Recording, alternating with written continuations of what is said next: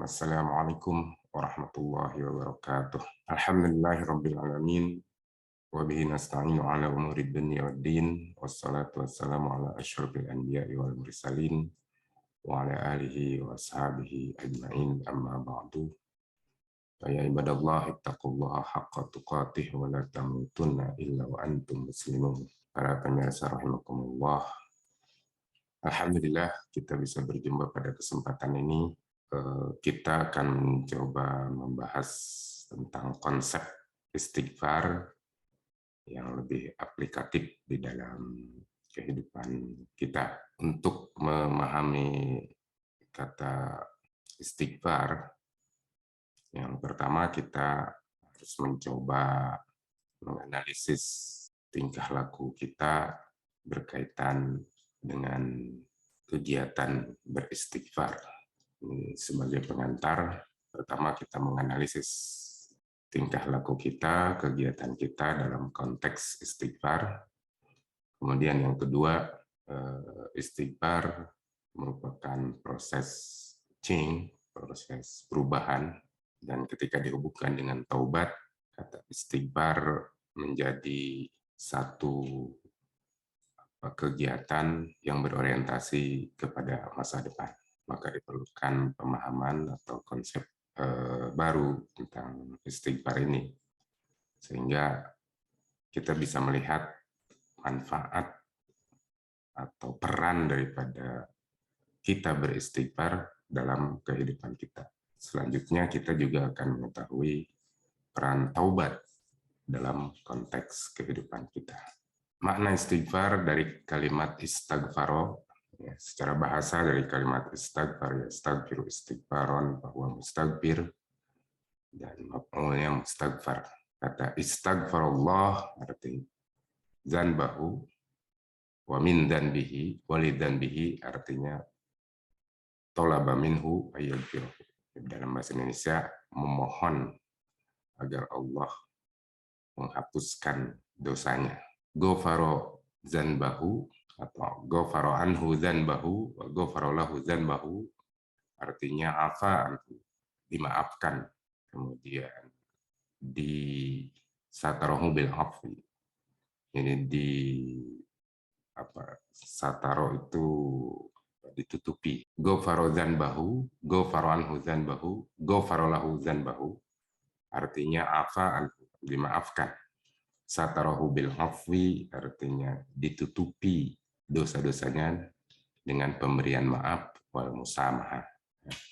Ghafara syai' maknahu satarahu wa khabahu. Jadi kata ghafara artinya menutupi atau menyembunyikan. Kata ghafara juga berarti aslaha, itu memperbaiki. Dalam hal ini Rasulullah SAW dalam hadisnya yang diriwayatkan oleh Bukhari, wallahi inni la astaghfirullah wa atubu ilaihi fil yaum aktsar min 70 maratan. Bahwa Rasulullah SAW beristighfar dan bertobat kepada Allah Subhanahu wa taala lebih dari 70 kali. Hadis riwayat Bukhari. Ada firman Allah Subhanahu wa taala dalam surat Yusuf ayat 98, A'udzubillahi minasyaitonirrajim. Qala saufa astaghfiru lakum rabbi innahu huwal ghafurur rahim. Dari segi istilah, istighfar berarti talaba minallahi al-maghfirah wa sabha anid dzunub. Dalam istilah fikih, memohon ampun kepada Allah dan memohon supaya dihapuskan dosa-dosanya. Al-istighfar syar'an talabu mahwi dzunub, meminta agar dosa diampuni, serta ijalatu atharihi, dan menghapuskan akibat-akibat atau pengaruh-pengaruh buruk yang disebabkan karena perbuatan dosa.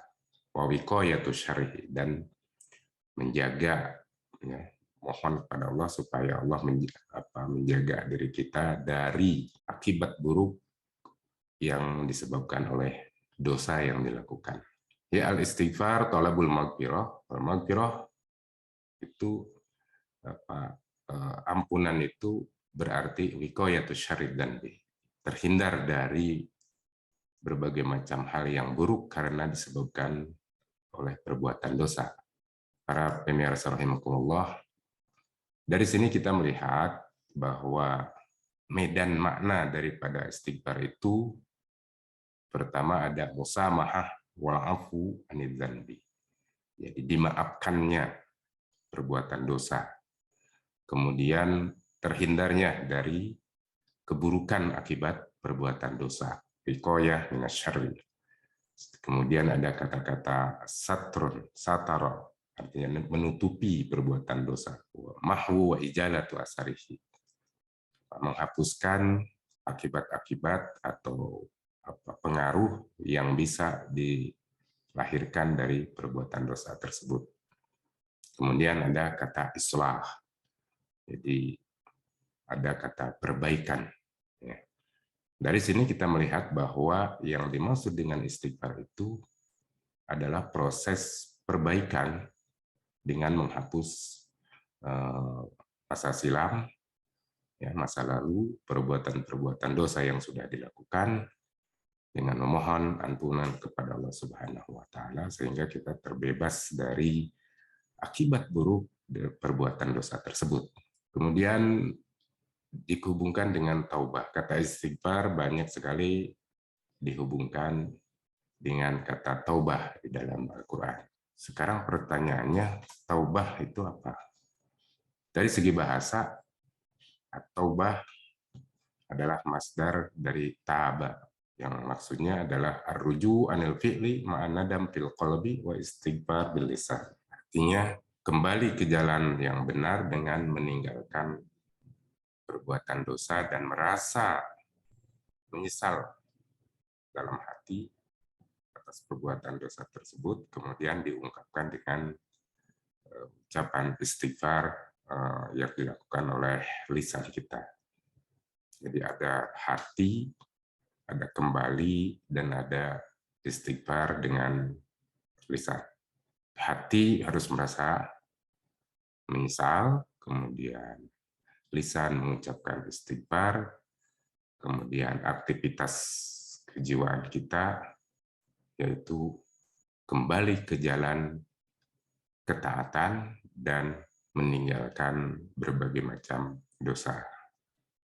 Kalau Rasulullah SAW, kullu bani Adam khata'un wa khairu khata'ina at-tawwabun. Manusia tidak bisa terlepas daripada kesalahan dan sebaik-baik orang yang bersalah adalah mereka yang bertaubat. Demikian diriwayatkan Al-Albani. At-taubah dari segi bahasa adalah ruju' ilal amal bita'ah. Bita'atillah. Kembali untuk melakukan ketaatan kepada Allah Subhanahu wa Ta'ala. Demikian misalkan disampaikan oleh At-Tabari ketika menjelaskan tentang ayat taubah. At-taubah itu sendiri artinya al-i'tiraf wan nadam wal iqla. Kata taubat mesti mengandung pengertian i'tiraf, pengakuan atas kesalahan, penyesalan, dan usaha untuk meninggalkan. Wal azam ala ya'udul insan ma'iktarafahu min ismin. Dan ada kemauan keras untuk meninggalkan apa yang telah dilakukan, suatu dosa yang telah dilakukannya, ada kemauan keras untuk meninggalkannya. Kemudian ada konsep taubatan nasuha kita sering dengar, artinya at-taubah as-shadiqah, jadi taubat yang sungguh-sungguh. Apa itu? Ya intinya ada an-nadam bil qalbi. Taubat yang sungguh-sungguh itu ada rasa penyesalan atas perbuatan dosa, kemudian istighfar bil lisan, dan mengucapkan dan memohon ampun dengan lisan. Jadi ada penyesalan, ada permohonan ampun dengan lisan.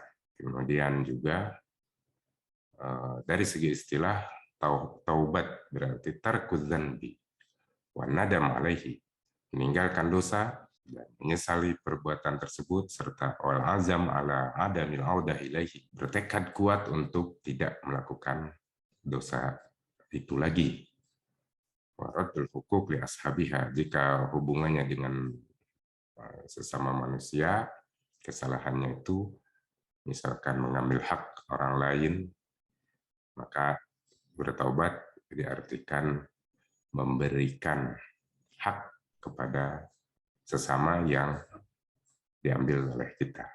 Semuanya itu kenapa misalkan kita harus mengembalikan hak-hak orang yang seharusnya kita berikan, semuanya dalam konteks pengakuan atas kebesaran Allah Subhanahu wa taala dan rasa takut atas adab dari Allah Subhanahu wa taala. Istighfar merupakan kalimat taubat. Kalimat taubat tahtajul syurut. Jadi taubat itu memiliki beberapa persyaratan. Ini dikumpulkan oleh para ulama seperti tarkil muslim lidzan bihi, meninggalkan dosa, kemudian nadimun ala fi'lihi, ada penyesalan, kemudian juga azimun ala ya'ud lirtikabihi, memiliki kemauan kuat untuk tidak kembali melakukan dosa tersebut. Sedangkan kalau istighfar bisa jadi dia berarti taubat dan bisa jadi bukan taubat. Apabila istighfar itu diikuti dengan pengakuan dosa dan penyesalan serta tidak kembali untuk melakukan dosa tersebut, itu yang disebut taubat. Qad yakunu ala sabili dzikri. Tapi kata istighfar kadang hanya berarti zikir saja.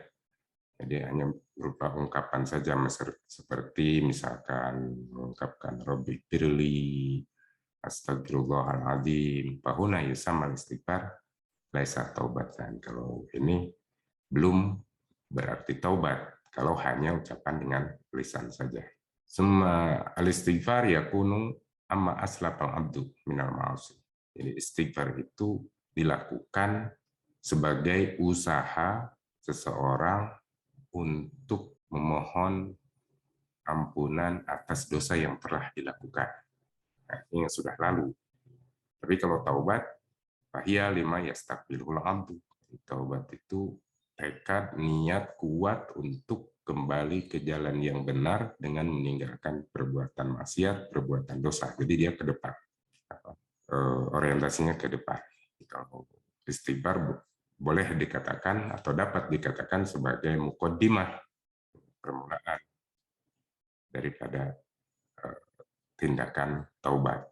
Misalkan Allah Subhanahu wa taala dalam firman-Nya surat Hud ayat 3. A'udzubillahi minasyaitonirrajim wa nastaghfiru rabbakum tsumma tubu ilaihi. Ini yang pertama, beristighfarlah atau mohon ampunlah kepada Allah. Kemudian tubu ilahi, kemudian kembali ke jalan Allah Subhanahu wa taala. Jadi kelihatan di sini. Kalau istaghfiru itu mohon ampun atas dosa-dosa yang telah dilakukan, tapi kalau tubu ilaihi itu perintah untuk kembali ke jalan ketaatan kepada Allah Subhanahu wa taala. Kemudian istighfar juga sebagaimana telah diungkapkan adalah permohonan agar kita terjaga dari kejahatan, keburukan, maksud saya, agar kita terjaga dari keburukan yang diakibatkan oleh dosa yang telah dilakukan di masa lalu. Sedangkan taubat berarti arruju, berarti kembali ke jalan yang benar maksudnya, dan kembali ke jalan dengan di mana tidak lagi melakukan perbuatan dosa. Ini mengandung arti bahwa memang tindakan manusia itu pada dasarnya baik. Jadi kesalahan-kesalahan, dosa-dosa itu adalah kerikil-kerikil tajam dalam kehidupan, yang itu harus dihindari. Makanya para mufasir mengartikan arruju, ini kembali kepada ketaatan. Artinya bahwa manusia itu pada dasarnya taat, pada dasarnya baik. Cuman dalam perjalanannya ada tergelincirnya untuk melakukan kesalahan. Ini sebuah pemahaman yang harus kita miliki, sehingga kita tidak mencaci diri kita sebagai orang yang terlahir untuk selalu bersalah dan lain sebagainya, tapi kita terlahir untuk menjadi orang baik. Apabila ada kekeliruan, maka segeralah kembali. Itulah artinya taubat. Taubat juga berarti tolabu wiqayati syarri ma yakhafuhu, permohonan agar dijaga perbuatan kita di masa yang akan datang dari perbuatan-perbuatan yang tidak baik. Para pemirsa rahimakumullah, istighfar kalau disebut dalam ayat Al-Quran misalkan dengan satu ungkapan, itu mengandung arti taubat. Nah, kata taubat apabila disebut di dalam Al-Quran, watubu ilaihi misalkan, watubu ilallah misalkan, itu mengandung arti istighfar. Jadi taubat itu bisa mengandung arti istighfar, dan istighfar juga bisa mengandung arti taubat. Para pemirsa rahimakumullah, para ulama telah menghimpun beberapa syarat. Mereka menyebutnya surutut taubah, syarat-syarat taubat. Yang pertama tentu saja ikhlas. Kalau di sini taubat dipandang sebagai sebuah kegiatan, sebuah upaya, sebuah aktivitas. Maka dia, karena itu merupakan kegiatan, maka dia harus dimulai dengan niat yang baik, dengan ikhlas lillahi ta'ala. Makanya ikhlas menjadi syarat pertama. Kemudian yang kedua, meninggalkan maksiat. Syarat yang berikutnya adalah meninggalkan maksiat. Kemudian yang ketiga, ada penyesalan, sebagaimana diungkapkan tadi di muka, penyesalan atas dosa yang telah dilakukan di masa yang lalu. Ada kemauan untuk tidak kembali berbuat dosa tersebut. Kemudian ada mulisrol ala dzanbi, dan tidak suka atau berulang-ulang melaksanakan dosa. Artinya menjadi tradisi berbuat dosa itu. Nah, tidak demikian. Kemudian harsu al-amal sholihah, supaya senantiasa berusaha tamak, selalu ingin berbuat kebaikan. Kemudian taubat juga harus dilakukan secara kontinu, secara terus-menerus. Ya, karena hidup kita ini kan perjalanan yang tentu saja mengharapkan agar kita senantiasa berada pada ketaatan kepada Allah Subhanahu wa Ta'ala.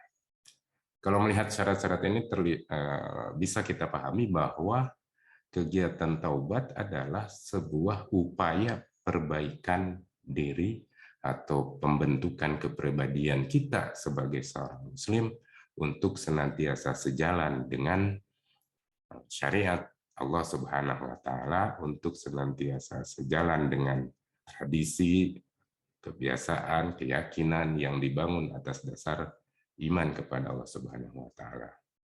Jadi dia merupakan usaha konstruktif ya, dalam membentuk kepribadian. Kita tahu bahwa dalam pembentukan kepribadian ya memang harus ada kemauan yang kuat. Ini adalah proses, saya menyebutnya taghyir, proses change, proses perubahan tingkah laku menuju pada yang lebih baik dan lebih baik lagi, sesuai dengan perjalanan usia, sesuai juga dengan perjalanan amal-amal yang kita lakukan. Dari sini kita melihat bahwa taubat merupakan aktivitas individu. Tapi kalau istighfar itu lain lagi, dia bisa merupakan aktivitas yang sifatnya sosial. Saya katakan sosial karena di situ ada rasa kebersamaan atau sikap seseorang dengan orang lain. Misalkan kalau istighfar itu kita bisa mendoakan atau memohonkan ampun untuk orang lain. Misalkan orang tua memohon ampun untuk anaknya, seperti yang dilakukan oleh Nabiullah Yakub kepada putra-putranya yang berlaku tidak adil terhadap Yusuf misalkan. Kemudian juga bisa juga terhadap sesama, artinya sesama mukmin, kita ada keterikatan di situ, ada tadomun, ada rasa kebersamaan, sehingga bisa merasa sebagai satu kelompok, tidak merasa senang ketika orang lain berbuat dosa dan lain sebagainya. Maka kita juga melakukan permohonan ampun untuk orang lain, sesama muslim. Nah, seperti yang diperintahkan oleh Allah Subhanahu wa Ta'ala, "Wastaghfir li dzambika walil mu'minina wal mu'minat." Mohonlah ampun atas dosa-dosamu, atas dosa-dosa orang mukmin, dan atas dosa orang-orang mukmin baik yang laki-laki maupun perempuan, artinya seluruh orang-orang yang beriman kita doakan. Kemudian juga dalam surat Nuh ayat 28 misalkan Rabbighfir li wa liwalidayya wa liman dakhala baiti mu'minan wa lil mu'minina wal mu'minat. Ya Tuhan kami, ampunilah dosa kami, dosa orang tua kami, dan dosa orang yang masuk kepada rumah kami secara mukmin ya, dengan keimanan, dan ampunilah orang-orang yang beriman, baik yang laki-laki maupun perempuan, seluruhnya. Rasulullah SAW juga bersabda, Man istaghfara lil mu'minin wal mu'minat, kataballahu lahu bikulli mu'minin wa mu'minatin hasanah. Barang siapa memohonkan ampun bagi orang-orang yang beriman, maka Allah mencatat jumlah daripada setiap orang mukmin dan mukminat itu kebaikan. Di sini artinya ada anjuran untuk saling memohonkan ampun untuk orang lain.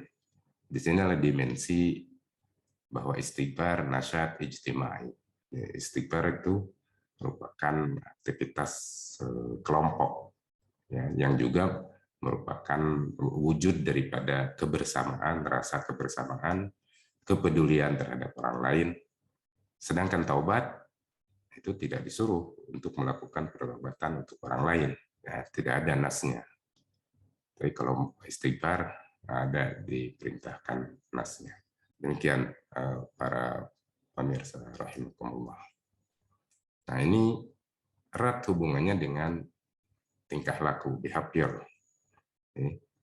Dalam tingkah laku itu ada namanya as-suluk al-muktasab. Jadi tingkah laku yang dapat dipelajari baik dalam kenyataan sosial, jadi karena lingkungan, karena interaksi dengan orang lain, maka kita bisa menemukan apa yang disebut pengetahuan yang berhubungan dengan tingkah laku kita.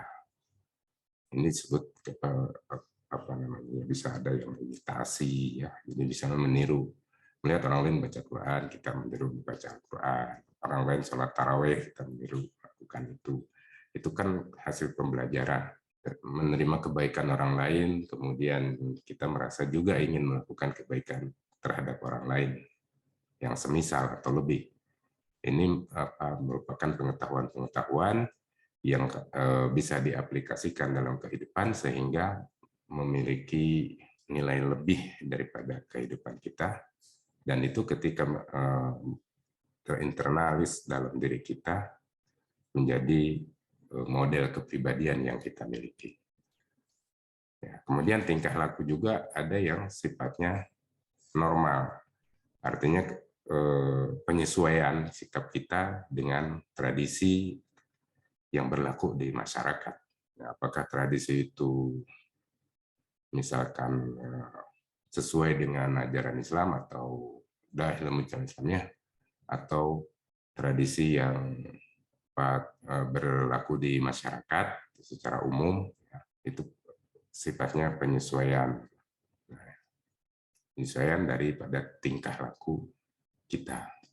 Dalam hubungannya dengan istighfar, yang namanya pembinaan kepribadian dan pembangunan struktur kepribadian itu bisa dicapai dengan beberapa langkah, diantaranya dengan beristighfar kepada Allah Subhanahu Wa Taala, permohonan ampun atas beberapa kekeliruan atau tingkah laku kita dalam hidup bermasyarakat maupun dalam hubungannya dengan Allah Subhanahu Wa Taala. Karena kalau kita lihat ternyata perbuatan-perbuatan dosa itu kan ukurannya adalah timbang rasa. Ukurannya timbang rasa diri kita, maha kapisodrika wa karihta yattali alaihin nas. Apa yang terbersit di dalam diri kita, dan kita tidak mau orang lain tahu atas apa yang ada di dalam diri kita. Itu ukuran untuk mengetahui sebuah perbuatan itu dosa atau bukan. Kemudian para hadirin rahimakumullah, bahwa tingkah laku itu memiliki dimensi sosial Jadi perbuatan dosa itu punya dimensi sosial, artinya bisa membahayakan orang lain atau bisa merusak tatanan nilai yang berada di masyarakat. Ya, seperti misalkan alhamdulillah perbuatan zina, misal krian dan lain sebagainya itu kan punya dampak merusak pada masyarakat. Nah, dari sudut pendidikan, yang namanya pendidikan itu kan usaha untuk merubah tingkah laku. Misalkan dari belum matang menuju kepada kematangan. Dari tingkah laku yang negatif dirubah menjadi positif. Ini tagyir suluk. Jadi intinya dari proses pendidikan itu ya baik dari segi pengetahuan adalah perubahan dari tidak tahu menjadi tahu. Perilaku dari perilaku yang sejalan dengan norma yang berlaku, dari perilaku yang tidak sejalan dengan norma yang berlaku dirubah menjadi sejalan atau sesuai dengan norma yang berlaku. Dari mengingkari atau melabrak aturan berubah menjadi mentaati aturan. Itulah sebetulnya tugas pokok daripada pendidikan. Nah, sementara istighfar kita melihat diucapkan terus-menerus, ya, kita lakukan terus-menerus. Beristighfar, ya tadi Rasulullah SAW mencontohkan minimal 70 kali. Ini kan sebuah upaya untuk mengakui kesalahan. Artinya bahwa kita mengakui bahwa kita memiliki kesalahan atau kita pernah melakukan kesalahan. Ini sangat penting. Ini merupakan poin awal, titik awal daripada perubahan tingkah laku. Kenapa begitu? Karena orang untuk bisa menerima perbaikan dirinya atau katakanlah nasihat dari orang lain atau masukan-masukan pendapat dari orang lain, dia bisa menerima apabila dia merasa bersalah. Karena i'tiraf bil khata' saya menyebutnya, menjadi belajar mengakui kesalahan. Orang yang memohon ampun kan berarti orang yang bersalah. Maka dengan beristighfar kita berucap astagfirullahaladzim, mohon ampun kepada Allah Subhanahu wa taala, artinya kita belajar mengakui kesalahan. Ini sangat penting sehingga orang yang berani mengakui kesalahan itu dia memiliki potensi yang sangat kuat untuk berubah kepada arah yang lebih baik. Baik itu misalkan perubahan itu karena dari pengaruh luar dari dirinya, misalkan karena melihat orang yang taat begitu kalem, begitu cool gitu ya dalam kehidupannya, sehingga dia bisa tertarik untuk melakukan itu, kemudian menganalisis dirinya. Tadi saya diungkap di muka tahlilun nafsi, menganalisis dirinya sih, menganalisis perilakunya. Oh, saya seperti ini, sementara orang lain bisa seperti itu. Berarti kan ada pengaruh luar. Ya bisa juga menggabungkan antara pengaruh luar dan kemauan yang ada dalam dirinya. Nah, ini dimulai dengan belajar mengakui kesalahan. Kita bisa melihat bahwa istighfar itu adalah sebenarnya memiliki peran yang sangat penting untuk mendidik kita untuk belajar mengakui kesalahan, sehingga kita jadi siap untuk berubah, untuk siap untuk menjadi yang lebih baik. Para pemirsa rahimakumullah, dalam ilmu jiwa klinik itu sebuah disiplin ilmu yang mencoba memahami perilaku manusia dilihat dari segi kejiwaannya, penyakit-penyakit kejiwaan seperti depresi, kemudian tidak ada keseimbangan diri, ya, merasa bersalah yang berlebihan atau merasa kekurangan diri, merasa diri paling berkurang, serba salah, jadi selalu mencaci dirinya sebagai orang yang salah terus. Ini dianggapnya sebagai penyakit, dan ini perlu terapi, perlu pengobatan. Selalu cemburu, selalu dengki kepada orang lain, kemudian larut dengan mimpi-mimpi, ya, halusinasi, dan lain sebagainya. Ini dianggapnya sebagai penyakit menurut ilmu jiwa. Dan memang itu ya betul-betul penyakit, karena bahkan beberapa penyakit itu penyebabnya adalah kondisi-kondisi kejiwaan seperti itu, seperti depresi yang berlebihan, naudzubillah min dzalik. Kemudian senantiasa gelisah, selalu khawatir, kemudian selalu tadi merasa bersalah yang berlebihan, rasa kekurangan yang berlebihan, yang ini dicoba dicari penyebabnya untuk mengobati hal tersebut. Ini dalam ilmu jiwa. Tapi mari kita kembali kepada konsep istighfar dan konsep taubat, bahwa taubat dan istighfar adalah merupakan terapi, jadi merupakan usaha pengobatan yang kita lakukan sendiri untuk mencapai keseimbangan jiwa, atau mengembalikan release of tension, itu mengurangi tekanan-tekanan atau stres itu dengan beristighfar dan taubat. Di sini tadi disebut rasa bersalah, al-ikhlas bidzanbi. Ini merasa bersalah, dan apa ini kadang-kadang membuat kita gelisah, membuat kita tegang terus menerus. Nah, ini dirilis, dikembalikan. Ketegangan itu dikurangi dengan tentu saja mengakui bersalah. Ada beda, kalau rasa bersalah itu kan yang menghantui berlebihan. Tapi kalau merasa bersalah dan kita ada tempat kembalinya, yaitu memohon ampun kepada Zat yang Maha Kuasa, yang lebih kuasa di atas kita, yang Maha Pengampun. Jadi konsep Ghafurur Rahim, Maha Pengampun dan Maha Penyayang ini sangat diperlukan sehingga pada saat kita memohon ampun kepada Allah Subhanahu wa taala sebagai upaya untuk menghapuskan rasa bersalah yang berlebihan yang bisa memengaruhi diri kita, kejiwaan kita, dan bisa memengaruhi kesehatan kita. Jadi al-ihsas bidzanbi inilah targetnya daripada istighfar itu, untuk bisa terhapus.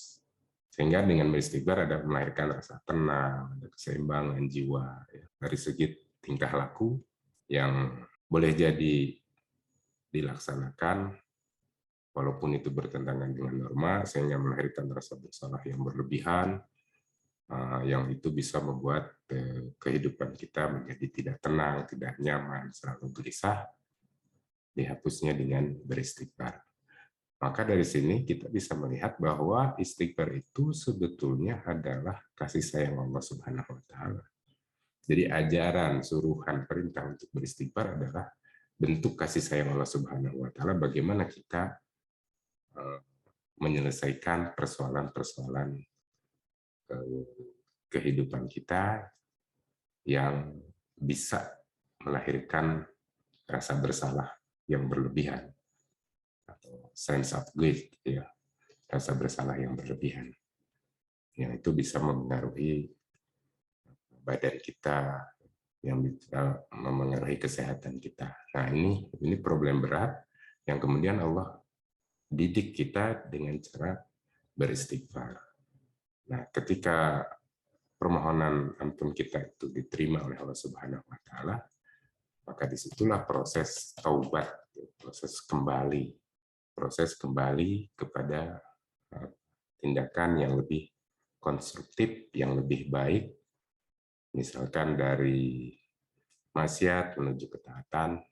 Ini ada 2 langkah. Jadi langkah pertama tadi dengan beristighfar kita mencapai ketenangan, kemudian ke depannya dibangunlah langkah kedua, yaitu bertobat, dengan berarti mengkonstruksi tingkah laku kita ke depan ke arah yang lebih baik. Nah, kita bisa melihat bahwa istighfar menjadi semacam media mengobati rasa bersalah yang berlebihan. Kemudian Ya juga dengan beristighfar kita mengakui akan adanya keagungan Allah Subhanahu wa taala yang Maha Pemberi ampun dan Maha Penerima taubat.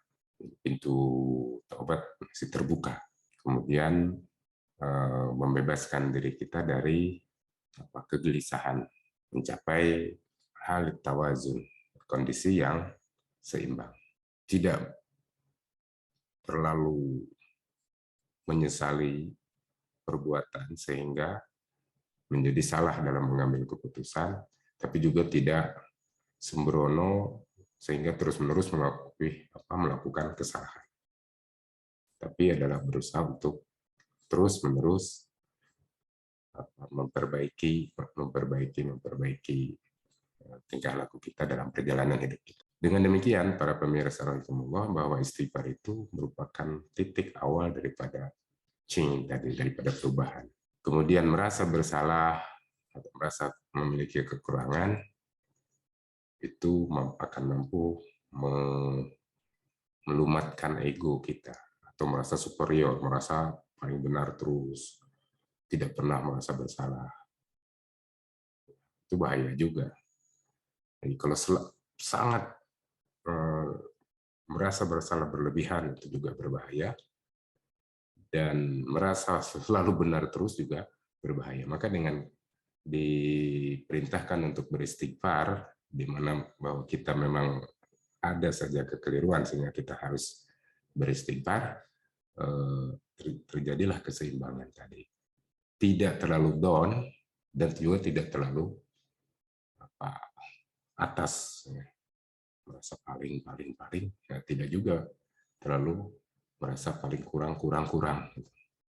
Intinya terwujudnya ada tawazun, ada keseimbangan. Dari sinilah kemudian dengan bertaubat kita mengambil keputusan akhdul qaror. Mengambil keputusan untuk apa? Untuk merubah adat, tradisi, kebiasaan, tingkah laku yang buruk diganti dengan yang terbaik. Jadi ini adalah merupakan proses pembinaan kepribadian yang dimulai dari i'tiraf bil khata', ya, belajar mengakui kesalahan. Ini juga berarti membangun tradisi baru setelah mengenal tradisi atau perbuatan yang buruk di masa lalu, diganti dengan tradisi yang baik atau perbuatan yang baik di masa yang akan datang. Ada yang menarik sebetulnya diungkapkan oleh seorang dokter ini yang dikutip oleh The Hik dalam bukunya The Power of Habit. Di situ dia mengisahkan seorang bernama Lisa yang ingin berhenti merokok. Ya, jadi target kita bisa berhenti merokok. Targetnya Lisa itu ingin berhenti merokok. Kemudian apa yang dia lakukan? Yang dia lakukan adalah mencoba mengganti tradisinya merokok itu dia dengan jogging. Kemudian dari maraton kecil-kecil, kemudian menjadi diikuti dengan perubahan yang lain, misalkan pola makan, pola tingkah laku, pola tidur, kemudian pola semangat mencari pekerjaan. Ini dia coba lakukan. Kemudian ternyata dia mampu menghentikan tradisi buruknya merokok yang digantikan dengan kegiatan yang lebih bermanfaat untuk dirinya, sehingga dia bisa belajar dengan serius, hidupnya secara sosial lebih tinggi, dan lain sebagainya. Bisa berkeluarga, misalkan. Kemudian para peneliti itu mempotret, di-scan otaknya daripada Liza tadi. Jadi setelah di-scan, terlihat bahwa dalam sarafnya itu terlihat ada kumpulan kebiasaan di masa lalunya. Tapi telah dilampaui oleh saraf yang menunjukkan kebiasaan-kebiasaan yang baru. Jadi walaupun masih suka ada muncul, tapi dia mampu dikalahkan oleh dorongan-dorongan yang lebih baru dari sarafnya itu. Dengan demikian, para peneliti itu menyebutkan bahwa dengan berubahnya tradisi yang dilakukan oleh Lisa, maka berubah juga struktur otaknya. Nah, dari sini bisa dipahami bahwa mengambil keputusan atau mengambil keputusan untuk merubah tingkah laku buruk yang lama dengan yang baru itu menjadi bersifat otomatis. Jadi dengan adanya pengambilan keputusan untuk berubah itu secara otomatis akan merubah. Jadi secara otomatis akan merubah tradisi dan rutinitas yang baru. Karena apa? Proses awalnya adalah ittihadul qaror tadi, make decision, mengambil keputusan untuk berubah. Ini kembali pada konsep taubat tadi dengan sekian syarat yang diungkapkan. Jadi ada ya bisa di simulasi ini bisa menjelaskan kepada kita bahwa taubat adalah proses akhdul qaror, adalah proses mengambil keputusan untuk stop atau untuk menghentikan kegiatan buruk dalam tanda kutip dosa tadi dan mengganti dengan kegiatan baru yaitu ketaatan tadi. Jadi yang terpentingnya di sini adalah ada akhdul qaror. Inilah taubat sebetulnya. Taubat itu adalah bertekad untuk meninggalkan, bertekad untuk tidak akan kembali melakukan dosa tersebut, kemudian bertekad untuk selalu memperbaharui perbuatan yang lebih baik dengan bertaubat yang dilakukan secara kontinu. Kemudian juga jika ada perbuatan yang sedikit-sedikit kesandung gitu, langsung diperbaiki dengan perbuatan kebaikan. Seperti yang diajarkan oleh Rasulullah SAW,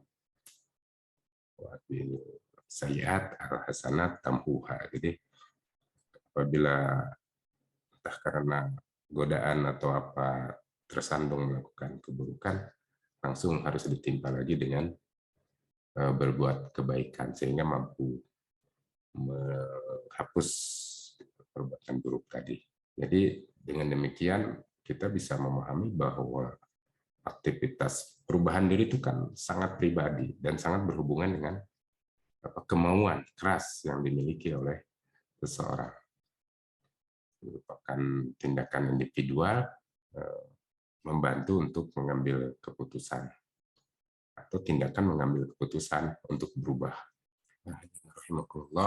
Sehingga kita bisa melihat bahwa kata istighfar itu menjadi penggerak untuk islah, perbaikan. Bisa melakukan perbaikan itu kalau merasa bersalah. Mengakui kesalahan. Mengakui kesalahan, kemudian dia ingin, mesti ada upaya dong untuk memperbaiki. Secara individu maupun juga membantu orang lain yang melakukan kesalahan dengan memohonkan ampun kepada Allah, sehingga bisa jadi yang dimohonkan itu ikut punya niatan untuk berubah. Walaupun ada juga yang tidak, ya. Itu dengan cara mengakui kesalahan. Starting point-nya dari mengakui kesalahan, kemudian memohon ampun, kemudian ada upaya untuk perbaikan, ya, baik secara kelompok maupun perbaikan untuk orang lain. Nah, dari sikap seperti ini, ya, dari peran istighfar yang besar seperti ini, dia akan menggerakkan seseorang untuk melakukan taubat. Boleh jadi orang yang kita mohonkan ampun itu kemudian dia menangkap sinyal kemauan untuk bertaubat. Nah, taubat itu sendiri apa? Kita bisa melihatnya sebagai upaya perubahan seseorang secara pribadi, secara individu. Ketika perubahan itu sudah ditekadkan oleh seseorang, upaya perubahan itu sudah dilakukan, maka dia akan melahirkan tradisi baru. Dia meninggalkan tradisi lama, menggantinya dengan tradisi baru, meninggalkan misalkan kegelimangan dosa, dirubah dengan ketaatan yang terus-menerus, maka dia akan menjadi yang soleh, yang baik, yang sesuai dengan tatanan moral maupun norma agama maupun norma sosial. Nah, dengan demikian maka istighfar itu menjadi, kita bisa pahami sebagai tindakan atau upaya perubahan. Perubahan apa? Perubahan tingkah laku, pembinaan kepribadian. Ini sebagaimana firman Allah, wastaghfiru rabbakum tsumma tubu ilaihi inna rabbi rahimun wadud. Ini artinya istaghfiru min salafid dzunub. Mohonlah ampun dari dosa yang yang telah berlalu, wa tubu bima tastaqbilunahu minal a'mal sayyi'ah.